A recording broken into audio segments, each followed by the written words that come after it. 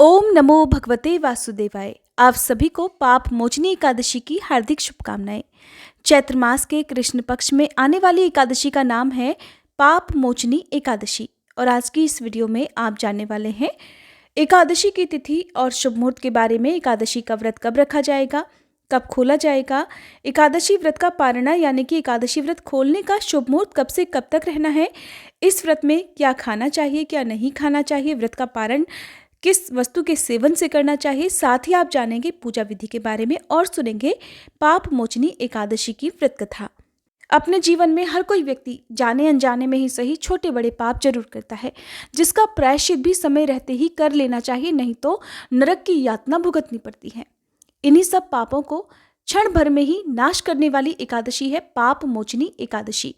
और पाप मोचनी एकादशी के दिन जो भी भक्त सच्चे मन से व्रत की कथा पढ़ता है, सुनता है, साथ ही पाप नाशन स्तोत्र का हिंदी या संस्कृत अनुवाद खुद से पढ़ता है या सुनता है, उसके सभी पापों का नाश एक क्षण में ही हो जाता है और अंत में ऐसे भक्तों को भगवान श्री हरि के बैकुंठ लोक में निवास मिलता है। तो आज की इस वीडियो में आप पाप नाशन स्तोत्र का हिंदी अनुवाद भी सुनने वाले हैं। सबसे पहले मैं आप सभी को जानकारी दे दूं कि हमारे इस चैनल पर हर दिन सुबह के समय चैत्र मास महात्म्य की कथाएं भी सुनाई जा रही हैं। अगर आपने इन कथाओं को नहीं सुना है तो प्लीज़ ज़रूर सुनिएगा, जिसके लिए हमारे चैनल को आप अभी सब्सक्राइब करके बेल आइकन जरूर प्रेस कर लीजिएगा, ताकि हर वीडियो की जानकारी आपको समय से मिल सके। इस बार साल 2023 में 18 मार्च शनिवार के दिन पाप मोचनी एकादशी है और एकादशी का उपवास भी इसी दिन रखा जाएगा। इसी दिन सभी वैष्णव संप्रदाय के लोग या इस्कॉन से जुड़े हुए लोग भी व्रत रखेंगे। एकादशी तिथि प्रारंभ होगी 17 मार्च शुक्रवार की दोपहर 2:08 से, जिसकी समाप्ति 18 मार्च शनिवार की सुबह 11:14 पर हो जाएगी। द्वादशी तिथि प्रारंभ होगी 18 मार्च शनिवार की सुबह 11:15 से, जिसकी समाप्ति 19 मार्च रविवार की सुबह 8:07 पर होगी। 18 मार्च शनिवार को पड़ने वाली जो एकादशी है वो द्वादशी तिथि युक्त एकादशी रहेगी और जब ऐसा होता है तो बहुत ही शुभ संयोग माना जाता है। 18 मार्च शनिवार को सूर्योदय सुबह 6:37 पर, सूर्यास्त का समय शाम 6:33 पर और राहु काल सुबह 9 बजे से लेकर 10:30 बजे तक रहेगा। राहु काल के समय में कोई भी शुभ कार्य करने से बचना चाहिए। आप एकादशी का उपवास जब भी रखते हैं उससे ठीक एक दिन पहले दशमी तिथि के नियमों का पालन करते हुए तुलसी पत्र भी तोड़ लेने चाहिए और तुलसी जी में जल भी अर्पित करना चाहिए।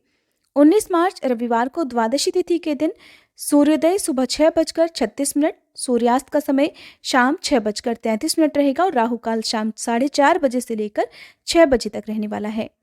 एकादशी उपवास के दिन तुलसी जी में जल अर्पित नहीं किया जाता है, ना ही तुलसी पत्र तोड़े जाते हैं और भगवान विष्णु को भोग में तुलसी जरूर अर्पित की जाती है। इसलिए आप दशमी तिथि को ही हर हाल में तुलसी पत्र तोड़कर रख लें। और रविवार के दिन द्वादशी तिथि है तो इस दिन भी जल अर्पित नहीं किया जाएगा। 19 मार्च रविवार को आप एकादशी का उपवास खोल सकते हैं सुबह 6:37 से लेकर 8:07 तक। ध्यान रखें कि 8:07 के बाद से त्रयोदशी तिथि प्रारंभ हो जाएगी, इसलिए आप इस समय के अंदर अंदर अपना उपवास हर हाल में खोल लें। दशमी तिथि को किया गया भोजन शुद्ध सात्विक होना चाहिए। दशमी तिथि के सूर्यास्त के बाद अन्न ग्रहण नहीं किया जाता है। मन में धारणा करके सोएं कि अगले दिन आप एकादशी का उपवास रखेंगे। फिर एकादशी के दिन सुबह सूर्योदय से पहले उठकर स्नान करें, भगवान विष्णु के समक्ष बैठकर व्रत का संकल्प लें, पूजा करें और आरती करें, भगवान को भोग लगाएं, व्रत की कथा पढ़ें, सुनें, दिन भर उपवास रखें। शाम को यदि आप निराहार नहीं रह सकते हैं तो एक समय फलाहार ग्रहण कर सकते हैं। इस व्रत में आप दिन में भरपूर मात्रा में जल का सेवन कर सकते हैं और द्वादशी तिथि को शुभ मुहूर्त में आप अपना व्रत खोल लें। एकादशी के दिन चावल या चावल से बनी हुई वस्तुओं का त्याग करना चाहिए। एकादशी के दिन चावल का दान भी नहीं करना चाहिए। भगवान विष्णु को अक्षत भी अर्पित इस दिन नहीं किए जाते हैं। घर में शुद्ध सात्विक भोजन बनना चाहिए। नाखून, बाल इत्यादि नहीं काटने चाहिए और व्रत का पारणा करते समय तुलसी पत्र और जल से व्रत का पारणा यानी कि एकादशी का उपवास खोलना चाहिए। इनके अलावा मौसमी फलों के सेवन से या शुद्ध सात्विक भोजन से भी आप व्रत खोल सकते हैं। अब पहले सुनिए पाप नाशन स्तोत्र का हिंदी अनुवाद। इस स्तोत्र को सुनते समय अपने हाथों में पुष्प जरूर रखें और श्रद्धा विश्वास के साथ सच्चे मन से अपनी गलतियों का, अपने पापों का प्रायश्चित करते हुए भगवान श्री हरि से प्रार्थना करें। स्तोत्र की समाप्ति के बाद सच्चे मन से इस पुष्प को भगवान के चरणों में अर्पित कर देना चाहिए। सर्वव्यापी विष्णु को सदा नमस्कार है। श्री हरि विष्णु को नमस्कार है। मैं अपने चित्त में स्थित सर्वव्यापी अहंकार शून्य श्री हरि को नमस्कार करती हूँ। मैं अपने मानस में विराजमान अव्यक्त अनंत और अपराजित परमेश्वर को नमस्कार करती हूँ। सबके पूजनीय, जन्म और मरण से रहित प्रभावशाली श्री हरि को नमस्कार है। श्री हरि अर्थात श्री विष्णु मेरे चित्त में निवास करते हैं। श्री विष्णु मेरी बुद्धि में विराजमान है। श्री विष्णु मेरे अहंकार में प्रतिष्ठित हैं और श्री विष्णु मुझ में भी स्थित हैं। वे श्री विष्णु ही चराचर प्राणियों के कर्मों के रूप में स्थित हैं। उनके चिंतन से मेरे पापों का नाश हो, जो ध्यान करने पर पापों का हरण करते हैं और भावना करने से स्वप्न में दर्शन देते हैं। देवराज इंद्र के अनुज शरणागत जनों का दुख दूर करने वाले उन पापहारी श्री विष्णु को मैं नमस्कार करती हूँ। मैं इस निराधार जगत में अज्ञान अंधकार में डूबते हुए को हाथ का सहारा देने वाले परात्पर स्वरूप श्री विष्णु के सम्मुख नतमस्तक होती हूँ। हे सर्वेश्वर प्रभो, हे कमल नयन परमात्मन, हे ऋषिकेश, आपको नमस्कार है। हे इंद्रियों के स्वामी श्री विष्णु, आपको नमस्कार है। हे नृसिंह, अनंत स्वरूप गोविंद, समस्त भूत प्राणियों की सृष्टि करने वाले केशव, मेरे द्वारा जो दुर्वचन कहा गया हो अथवा पाप पूर्ण चिंतन किया गया हो, मेरे उस पाप का प्रशमन कीजिए, आपको नमस्कार है। हे केशव, अपने मन के वश में होकर मैंने जो न करने योग्य अत्यंत उग्र पापपूर्ण चिंतन किया है, उसे भी शांत कीजिए। हे परमार्थ परायण, हे ब्राह्मण प्रिय गोविंद, अपनी मर्यादा से कभी च्युत न होने वाले जगन्नाथ, जगत का भरण पोषण करने वाले देवेश्वर, मेरे पापों का विनाश कीजिए।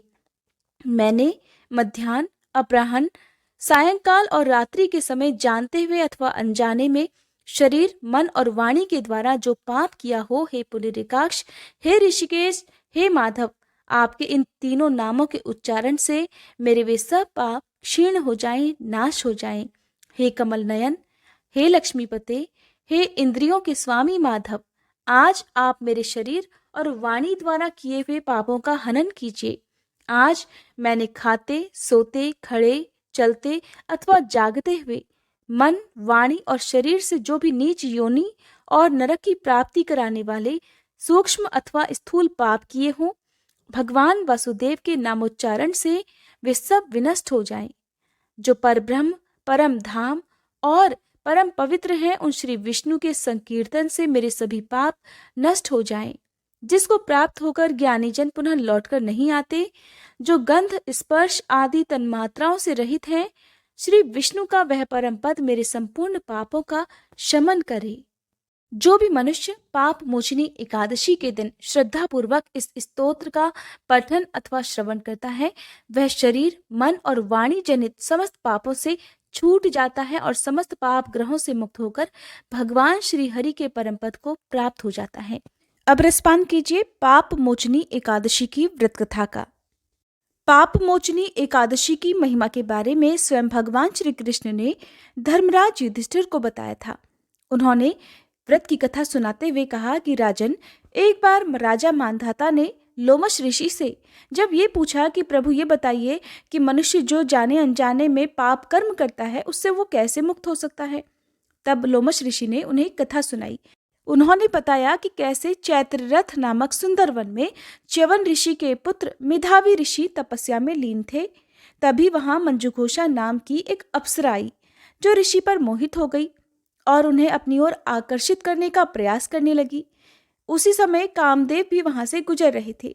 उनकी दृष्टि अप्सरा पर पड़ी तो उन्होंने भी उसकी मनोस्थिति समझते हुए उसकी सहायता की, जिससे अप्सरा अपने प्रयास में सफल हो गई और ऋषि काम पीड़ित हो गए, अप्सरा के वशीभूत हो गए। इसके बाद ऋषि शिवजी की तपस्या भूलकर उस अप्सरा के साथ रमण करने लगे और अपना सारा ध्यान तपस्या खो बैठे। इस प्रकार उस सुंदरी अप्सरा के प्रेम में पड़कर उन्होंने अपने जीवन के कई वर्ष व्यर्थ ही गंवा दिए। बहुत लंबा समय बीत जाने के बाद एक दिन मंजुघोषा ने मेधावी ऋषि से फिर से स्वर्गलोक जाने की अनुमति मांगी, जिससे ऋषि को उस समय आत्मज्ञान हुआ कि उनके साथ छल किया गया है और उनकी तपस्या भंग हो गई है। इस प्रकार ऋषि को अपनी गलती का एहसास हुआ।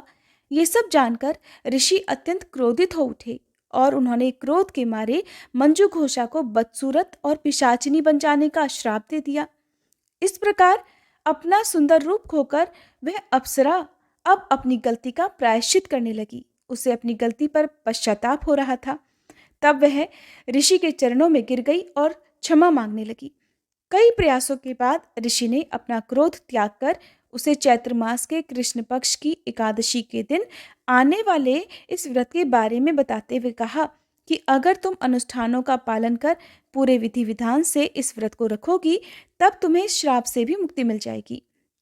मंजू घोषा ने ऋषि द्वारा बताए गए इस पाप मोचनी एकादशी व्रत को श्रद्धा और पूर्ण विश्वास के साथ नियमों का पालन करते हुए किया, जिससे उसे उसका खोया हुआ रूप और सौंदर्य वापस मिल गया और वह ऋषि को धन्यवाद देती हुई वापस अपने स्वर्गलोक को प्रस्थान कर गई।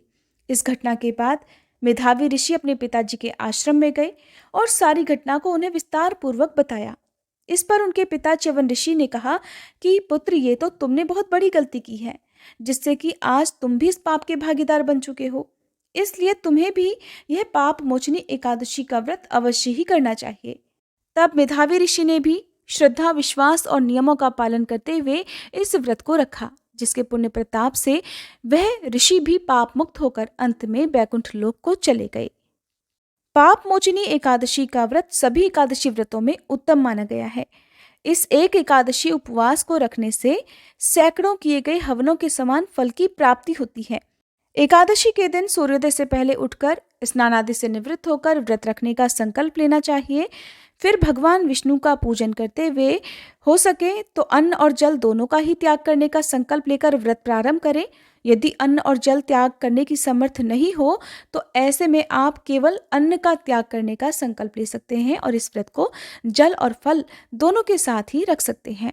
इस उपवास में दिन भर निराहार रहा जाता है, रात को भी निराहार ही रहना चाहिए। यदि आप निराहार नहीं रह पाते हैं तो शाम की पूजा करके फलाहार ग्रहण कर सकते हैं और अगले दिन सुबह यानी द्वादशी तिथि को शुभ मुहूर्त में आपको व्रत का पारणा यानी कि एकादशी का उपवास खोलना चाहिए। एकादशी नियमों के अनुसार व्रत का पारणा करने से पहले अपनी सामर्थ्य के अनुसार किसी योग्य जरूरतमंद व्यक्ति को कुछ न कुछ दान देने के बाद ही ये व्रत खोला जाता है। अगर आप जानना चाहते हो पाप मोचनी एकादशी की सही तिथि, शुभ मुहूर्त और व्रत पारणा के मुहूर्त के बारे में, तो इसकी वीडियो हमारे चैनल पर पहले से ही अपलोडेड है। आप चाहें तो उस वीडियो को भी देख सकते हैं। कथा अगर पसंद आई हो तो प्लीज़ वीडियो को लाइक करके मुझे कमेंट बॉक्स में बताने के साथ ही हमारे चैनल को सब्सक्राइब करना मत भूलिएगा, ताकि इसी तरह की अन्य पौराणिक कथाएं हर दिन आप हमारे चैनल पर सुन सकें।